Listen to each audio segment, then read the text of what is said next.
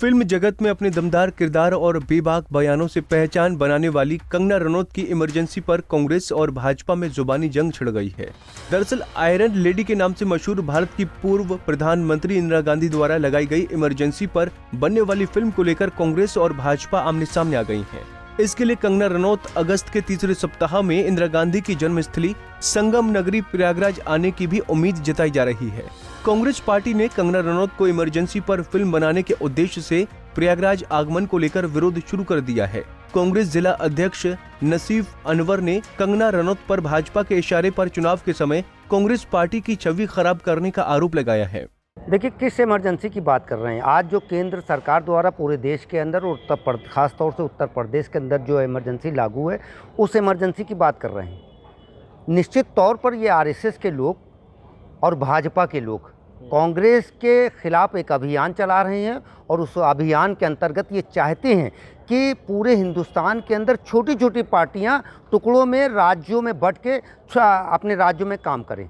भाजपा कहीं नहीं चाहती है कि कांग्रेस पार्टी दूसरी पार्टी बनके या पहली पार्टी इस देश के अंदर बनके इस देश के अंदर उभरे, क्योंकि सबसे ज़्यादा अगर नुकसान भाजपा और आरएसएस को हो रहा है तो वो कांग्रेस पार्टी से हो रहा है। हम कहना चाहते हैं कि जिस इमरजेंसी की ये बात कर रहे हैं वो इमरजेंसी के बाद इंदिरा गांधी जी फुल बहुमत के साथ इस देश के अंदर सरकार बना चुकी हैं, तो उस इमरजेंसी की बात ना करना चाहिए। अगर इमरजेंसी की बात करना चाहिए तो आज की इमरजेंसी की बात करना चाहिए। नौजवान गोमती नदी से कूद रहे हैं, बेरोजगार हैं, हत्या अपनी जानें दे रहे हैं, उस इमरजेंसी की बात ये कर रहे हैं। और अगर कंगना रावत जी को इतना ही घमंड है कि वो इमरजेंसी पर फिल्म बनाएंगे और इलाहाबाद में अगर उनका सपना है, तो निश्चित तौर पर एक कांग्रेसी होने के नाते उनको खुला मेरा आपके माध्यम से चैलेंज है कि इलाहाबाद की धरती पर कंगना रावत जी को घुसने नहीं दिया जाएगा, ना ही इस प्रकार का उनको कोई भी घृणित काम करने दिया जाएगा जिससे देश के अंदर नफरत का माहौल पैदा हो। कांग्रेस पार्टी के यूथ ब्रिगेड यूथ जिला अध्यक्ष निशांत रस्तोगी ने कहा कि देश में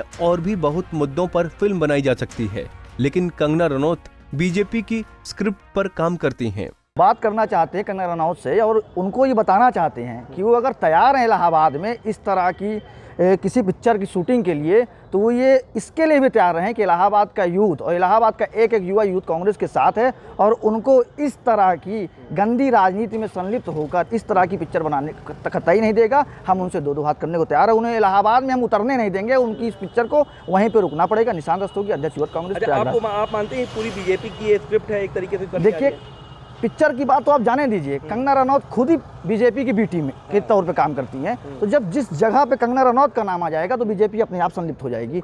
और किस कंगना रनौत से हम कहेंगे ना कि ये अघोषित इमरजेंसी में क्यों पिक्चर नहीं बनाती हैं। अघोषित इमरजेंसी चल रही है। आप बताएं कि यहाँ आज युवा, अभी कुछ कल के युवा देखिए आप, गोमती नदी से छलांग लगा लिया। एक महिला कल यहीं इलाहाबाद प्रतियोगी छात्रा फांसी लगा के अपनी जान दे देती है। इस पर पिक्चर बनाएं, इस पर पिक्चर बनाने में उनका स्वागत है। इलाहाबाद तहे दिल स्वागत करेगा और हम लोग जुटाएंगे, फंड जुटाएंगे कि उनको फंड इकट्ठा करके दें और इस तरह की पिक्चर बनाने में उनका मदद करें। लेकिन इस तरह की पिक्चर अगर वो बनाएंगे तो उसका निश्चित तौर पर यूथ कांग्रेस खुले तौर पर विरोध करती है। वहीं दूसरी तरफ बीजेपी ये सवाल खड़े कर रही है कि इंदिरा के नाम पर इतराने वाली कांग्रेस उन्हीं के द्वारा लगाई गई इमरजेंसी का जिक्र छिड़ते ही तिलमिला क्यों रही है। कांग्रेस ने कंगना को प्रयागराज में घुसने नहीं देने का ऐलान किया है, तो वहीं बीजेपी ताल ठोक कर ये दावा कर रही है कि योगी सरकार के कानून राज में कोई भी प्रयागराज आने से जबरन रोक नहीं सकता।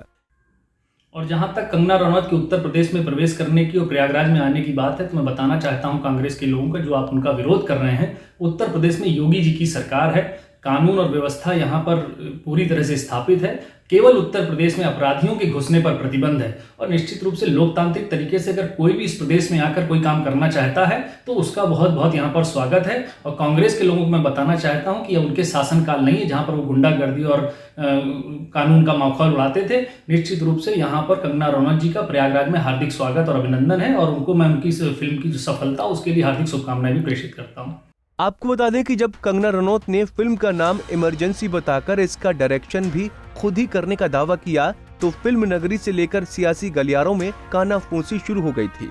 बाद में सोशल मीडिया प्लेटफॉर्म्स के जरिए ये बात भी साफ हो गई कि इमरजेंसी फिल्म इंदिरा गांधी के पूरे जीवन पर नहीं, बल्कि सिर्फ प्रधानमंत्री रहते हुए 25 जून 1975 को उनके द्वारा देश में लगाए गए आपातकाल पर ही आधारित होगी।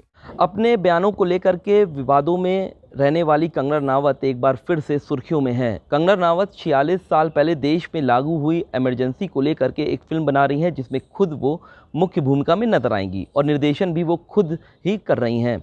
ऐसे में प्रयागराज में फिल्म की शूटिंग भी होनी है और बताया जा रहा है कि अगस्त के तीसरे हफ्ते में कंगना रनावत प्रयागराज आएंगी और फिल्म की शूटिंग करेंगी। इसको लेकर के अब सियासी जो सरगर्मियां हैं वो तेज़ हो गई हैं।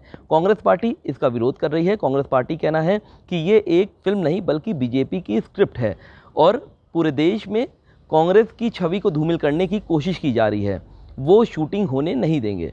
तो उधर भारतीय जनता पार्टी के नेताओं का कहना है कि 46 साल पहले देश में कैसे हालात थे और क्या हाल था देश का, उसको दर्शाने की कोशिश इस फिल्म के जरिए की जाएगी। अब देखना दिलचस्प होगा कि क्या कंगना रनावत प्रयागराज आएंगी और फिल्म की शूटिंग कर पाएंगी या नहीं, ये देखने वाली बात होगी। वीडियो जर्नलिस्ट अंकित उपाध्याय के साथ सैयद आखिर रजा, पंजाब केसरी टीवी, प्रयागराज। हमसे जुड़े रहने के लिए हमारे YouTube चैनल को सब्सक्राइब करें और नई वीडियो की नोटिफिकेशन के लिए बेल आइकॉन को दबाएं। अगर आप ये वीडियो Facebook पर देख रहे हैं तो लाइक जरूर करें और ज्यादा से ज्यादा शेयर करें। धन्यवाद।